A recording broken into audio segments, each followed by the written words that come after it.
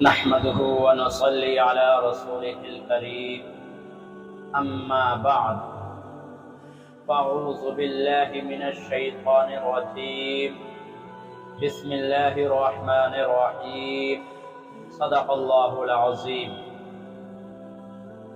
دوستوں اور ساتھیوں، میں آج کے اس ویڈیو میں آپ حضرات کے سامنے یہ بات بتلانا چاہتا ہوں کہ جب کوئی بھی انسان ایک گناہ کرتا ہے تو وہ گناہ ایک ہی کرتا ہے، لیکن اس گناہ کی وجہ سے 10 برائیاں 10 خباثتیں اس انسان کے قریب ہو جاتی ہیں، 10 برائیوں کے نزدیک وہ ہو جاتا ہے۔ حضرت عمر بن خطاب رضی اللہ تعالی عنہ فرماتے ہیں کہ اللہ تعالیٰ کا یہ فرمان من جاء بالحسنة فله 10 أمثالها ومن جاء بالسيئة فلا يجزى إلا مثلها وهم لا يظلمون، کہ تمہیں اللہ کا یہ فرمان دھوکے میں نہ ڈالے، یعنی تم اللہ کے اس فرمان سے دھوکہ نہ کھا جانا۔ کیا مطلب ہے؟ مطلب یہ ہے کہ جب انسان ایک گناہ کرتا ہے تو وہ حقیقت میں اپنے قریب اور اپنے آپ کو 10 برائیوں کے قریب لے جاتا ہے۔ اس آیت کا ترجمہ کیا ہے؟ اس آیت کا ترجمہ یہ ہے کہ جب انسان کوئی ایک بھلائی کا کام کرتا ہے، کوئی خیر کا کام کرتا ہے تو اللہ رب العالمین اس کو 10 گنا اجر عطا فرماتے ہیں، اور جب کوئی برائی کرتا ہے، کوئی گناہ کرتا ہے تو اس کو صرف اور صرف اسی گناہ کا بدلہ دیا جاتا ہے۔ میرے دوستوں اور ساتھیوں، اس میں کوئی بھی شک نہیں ہے کہ جب انسان کوئی بھلائی کا کام کرتا ہے تو اللہ اسے 10 گنا اجر عطا فرماتے ہیں، اور یہ اللہ کی عطا ہے اور مہربانی ہے۔ وہ صرف 10 ہی دینے کا محتاج نہیں ہے، وہ اس سے زیادہ بھی دے سکتا ہے۔ اور جب کوئی گناہ کرتا ہے تو یہ بھی اللہ کی مہربانی ہے کہ اللہ رب العالمین اس کو صرف اسی گناہ کی سزا دیتے ہیں، اور یہ بھی اللہ کی مہربانی ہے کہ اگر اللہ چاہے تو اس کو ایک گناہ پر اس گناہ کی بھی سزا نہ دے، بلکہ اپنے فضل و کرم سے یوں ہی معاف فرما دے۔ لیکن کیا انسان صرف اس وجہ سے کہ ایک گناہ پر ہم کو ایک گناہ سزا ملے گی تو کیا انسان ہمیشہ گناہ کرتا رہے، ہمیشہ غلطیاں کرتا رہے، ہمیشہ کوتاہیاں کرتا رہے؟ یہی مطلب ہے حضرت عمر فاروق اعظم رضی اللہ تعالیٰ عنہ کے اس حدیث کا کہ تمہیں اللہ کا یہ فرمان دھوکے میں نہ ڈال دے۔ آئیے دوستو، میں آپ کو بتلاتا ہوں کہ جب کوئی بھی انسان کوئی ایک گناہ کرتا ہے تو اس کو قرآن کے مطابق ایک گناہ کی صرف سزا ملے گی، 10 گناہ کی سزا نہیں ملے گی۔ لیکن دوستوں اور ساتھیوں، جب کوئی بھی انسان ایک گناہ کرتا ہے تو وہ 10 برائیوں سے اپنے آپ کو قریب کر دیتا ہے۔ وہ 10 برائیاں کیا ہے؟ دوستوں اور ساتھیوں، آپ اس ویڈیو کو پورا سنیں اور ذرا بھی آگے پیچھے نہ کریں۔ پہلی برائی کیا ہے؟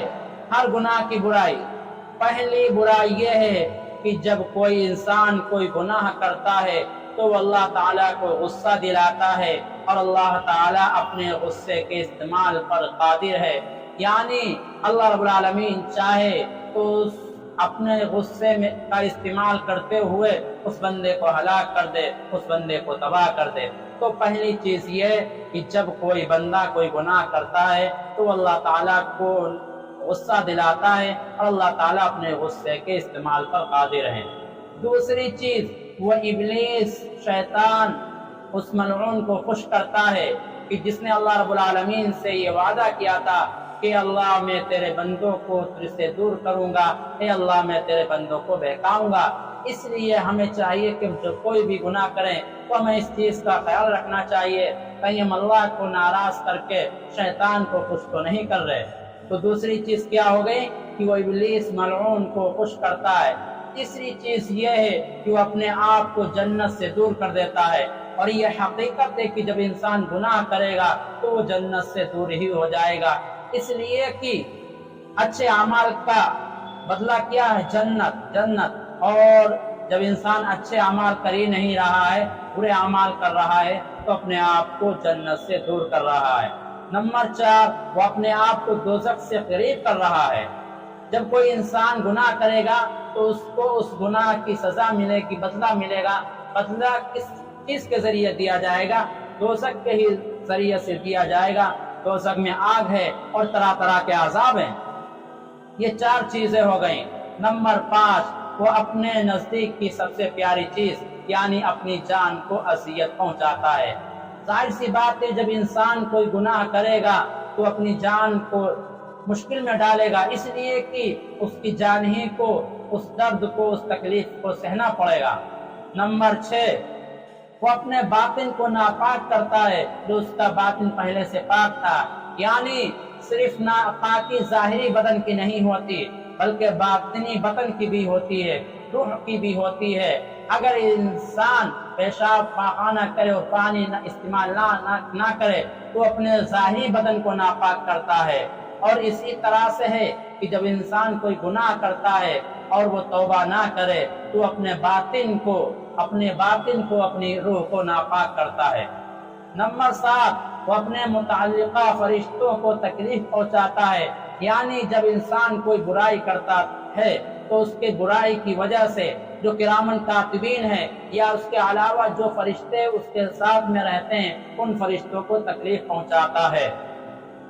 نمبر 8، اپنے وہ حضور اقدس صلی اللہ علیہ وسلم کو آپ کے روضے اقدس میں غمگین کرتا ہے، یعنی جب اللہ کے رسول صلی اللہ علیہ وسلم کو یہ خبر دی جاتی ہے، یہ اطلاع دی جاتی ہے کہ آپ کے اس امتی نے یہ گناہ کیا ہے، یہ غلطی کی ہے اور اس غلطی کی وجہ سے اس کو یہ سزا ملے گی، تو وہ رسول اللہ صلی اللہ علیہ وسلم کو زخمی دل کو تکلیف پہنچاتا ہے، رسول اللہ صلی اللہ علیہ وسلم کو غمگین کرتا ہے۔ نمبر 9، وہ سب آسمانوں، زمین اور سب مخلوقات کو اپنی نافرمانی کا گواہ بناتا ہے۔ جب انسان کوئی گناہ کرتا ہے تو فرشتے بھی اس کو دیکھ رہے ہیں، یہ زمین بھی اس کو دیکھ رہی ہے، یہ آسمان بھی اس کو دیکھ رہا ہے، اور بہت ساری مخلوقات ہوتی ہیں جو انسان کو دیکھ رہی ہوتی ہیں، تو وہ گناہ کرتے وقت ان تمام مخلوقات کو اپنے گناہ کا گواہ بنا رہا ہوتا ہے۔ نمبر 10، وہ سب مخلوقات کی خیانت کرتا ہے اور اللہ کی نافرمانی کرتا ہے۔ بہرحال دوستوں اور ساتھیوں، یہ 10 چیزیں تھیں۔ کیا چیزیں؟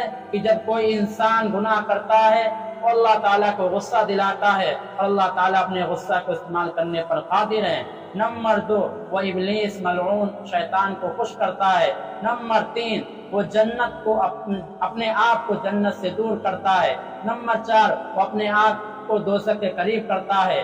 نمبر 5، وہ اپنے سب سے پیارے اور اپنے نزدیک کے سب سے پیاری چیز اپنی جان کو تکلیف پہنچاتا ہے۔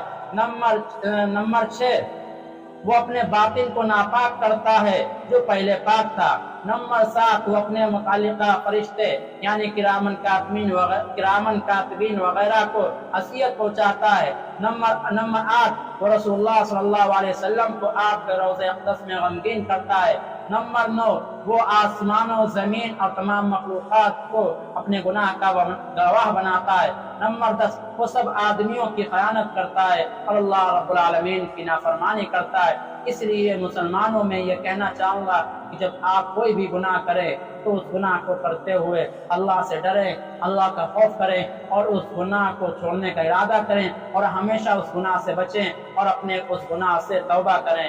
اللہ رب العالمین سے دعا ہے کہ اللہ رب العالمین ہمیں اور آپ کو کہنے سننے زیادہ عمل کرنے کی توفیق عطا فرمائے۔